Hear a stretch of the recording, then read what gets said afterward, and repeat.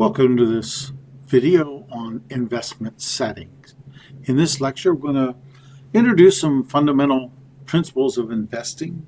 We're going to try to examine why individuals and institutions invest, and we're going to discuss the key factors that influence investment returns and risks.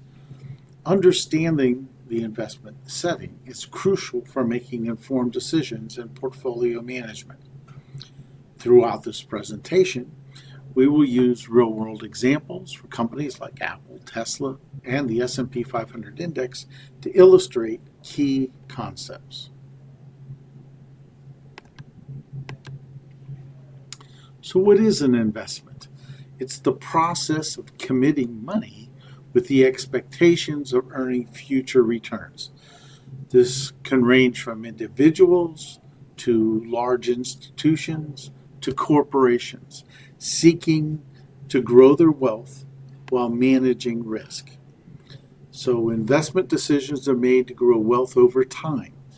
For instance, an investor buying Tesla stock today expects its value to rise based on earnings growth and market demand. Corporations invest in new factories and technology, anticipating long-term returns. So understanding why different types of investors commit funds is critical in understanding portfolio management. Risk and return are the foundation of investment analysis.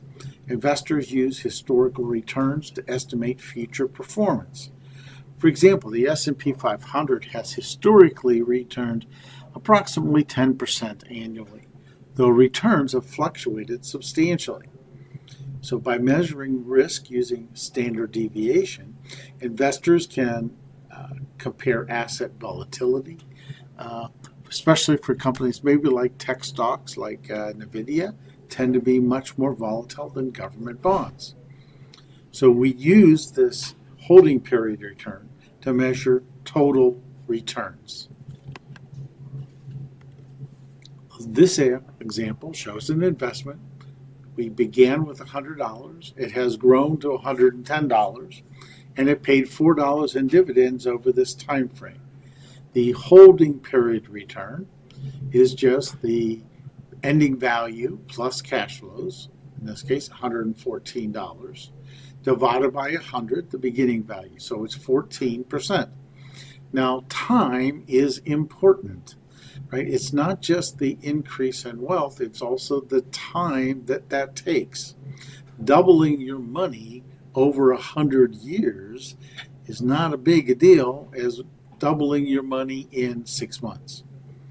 So we want to acknowledge that time is important, and we want to annualize the returns. When we annualize, what that means is we put it on a basis so we can make comparisons between investments. In this table, there are two methods for calculating the returns. We have 3 assets. Each has its beginning and ending values. So we're just going to compare the terminal values or compute weighted averages in order for us to calculate returns. The first Excel box here represents the holding period return. We found the beginning and ending values. There were no cash flows. So in this case, it was a 9.5% HPR. We could also look at weights. 5% of our money was invested in A, 20% in B, 75% in C. If we calculate their returns, we can figure out the weighted average rate of return. That is this formula here. It's an Excel formula. Sum product here. Put the weights, comma, and then you put the holding period returns. Will give us the weighted average returns. Investors seek a balance between risk and return. Higher expected returns come with increased uncertainty. Small cap stocks have greater return potential than treasury bonds, but they also consider or carry much higher risk. So calculating expected returns helps us decide whether the potential reward justifies the volatility. So the basic measure of risk is variance, standard deviation, and the coefficient of variation. Standard deviation is the statistics that we use to quantify what we call standalone risk. It is the square root of variance. As that number increases, uncertainty, variability, and then, of course, risk increase. We also use the coefficient of variation as a relative risk measure. This allows us to make comparisons across different assets when the values, the magnitude of the numbers becomes different. From our standalone risk spreadsheet, we see we have the probabilities listed, we have the rates of returns listed, and that calculates our statistics. Expected return is 7%. The standard deviation, 11.87%, and the coefficient of variation, 1.69%. Those are our risk measures. By themselves, they really don't make much of a difference. They don't mean much by themselves. We need to understand them relative to something else. So the coefficient of variation says that this asset produces 1.69% of a risk premium, that is the return minus the risk-free rate. It just gives us the standard deviation or the relative risk of this asset of 1.69. That is its standard return divided by its standard deviation.